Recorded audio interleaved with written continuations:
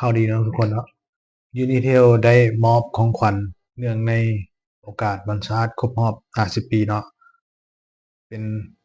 ให้ทุกคนพิมพ์50ปีนี้ส่งไป209เนาะสำหรับเบอร์ละเก้าเนาะมันจะได้ของขวัญก็คือ Data Package 10 10กิกเนาะต่อ10มือเนาะให้ทุกคนลองเห็นเด้อเริ่มแต่วันที่1 เดือน 12หาวันที่5 เดือน 12เนาะให้ลองกดตามเลยเนาะอ่าผมจะมาทดสอบว่ามันจะได้แท้บ่เนาะตามที่ว่าเพิ่นได้ลงไว้เนาะเนี่ยชมเชยวันศาสตร์ที่2ธันวาคมรอบ50ปียืนเทียมมอของขวัญพิมพ์ข้อความ50 PE หรือว่า50ปีเนี่ยส่งไป209เนาะ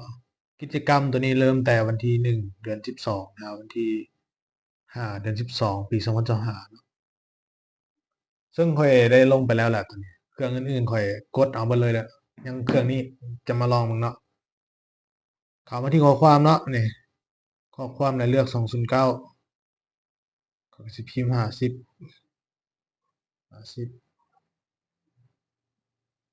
ตัวใหญ่เนาะอืม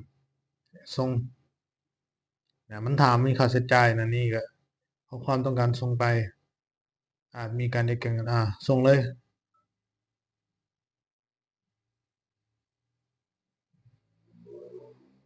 ค่อยจะกวดมันก่อนเนาะยอดเงินของข่อยมีหลายปานใดตอนนี้นี่มันส่งมาให้แล้วนี่เนื่องในนี่มันได้มอบ Data Unitel ได้มอบ Data ให้10กิกเนาะตัวนี้ใช้ได้10วันนี่อ่าซึ่งมันได้แท้บอกเขาจะกดยอดเงินแล้วเมื่อกี้นี้เนาะกดยอดเงินให้เบิ่งเลยนี่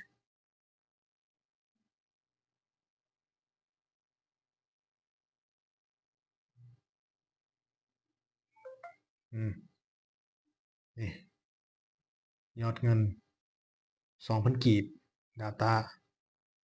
อันนี้ผมทำใช้วันที่12 เดือน 12เนาะนี่ได้แท้เนาะทุกคนเนาะลองเฮ็ดเบิ่งเด้อก่อนที่ว่ามันจะหมดอายุหมดเขตเนาะ